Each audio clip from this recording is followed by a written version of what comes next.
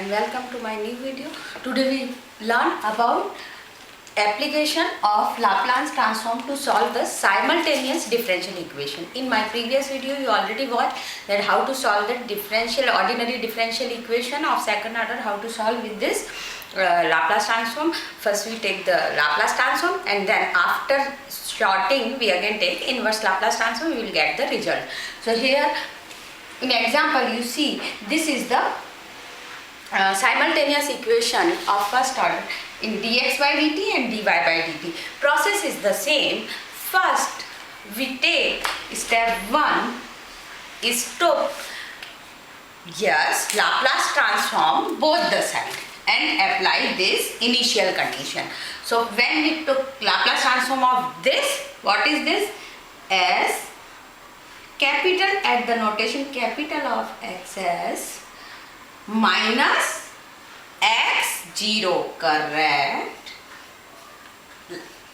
Laplace transform of first term plus y is ys and Laplace transform of sin t is 1 upon s square plus 1. Clear?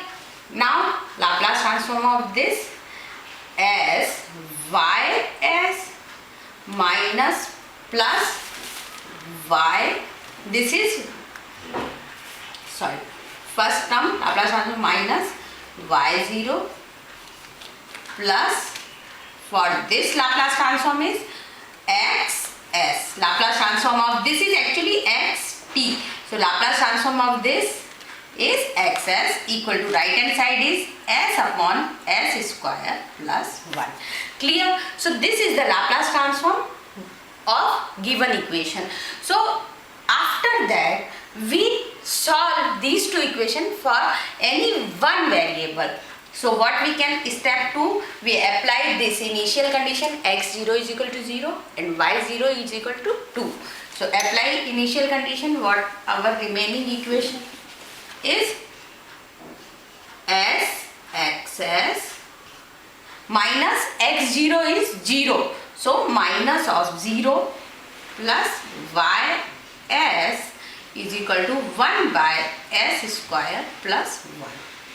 Second, we apply here. So xs plus sys and y0 equal to 2. So minus of 2. We separate all the constant at one side. So plus 2. Clear? Simplify it. Now when we simplify it, it will become s square plus 1, that is s 2s square plus 2. So 2s square plus s plus 2. Clear? So this is 2s square plus s plus 2 upon s square plus 1. Now this is equation number 1 and this is our equation number 2. So next step we have to omit one variable, either xs or either ys.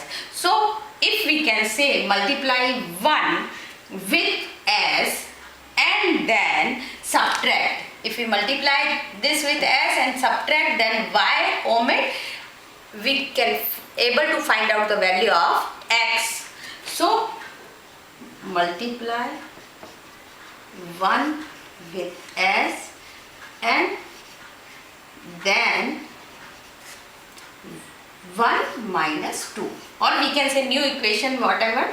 Then so I multiply here s square s and this is s. Clear?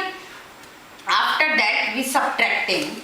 So I place this term also here, s square plus 1 2s square plus s plus 2. Now subtract minus. So see, this is cancelled. This term gives xs s square minus of 1. This term goes, then this s upon s square plus 1 is LCM. If we write like this, s minus of 2s square plus s plus 1. Clear? So this s cancel with this because this is positive. So what is remaining? Minus 2s square and plus 2. Clear? So with this we can solve value of xs. xs is given by minus, when we took all things one side and separate it. So what is this? Minus 2 s square plus 1 upon s square plus 1 down s minus 1. Clear? S square plus 1. So xs is equal to minus 2 upon s minus 1. Clear? Last step, we have to take in inverse Laplace both the side. So taking inverse Laplace both the side.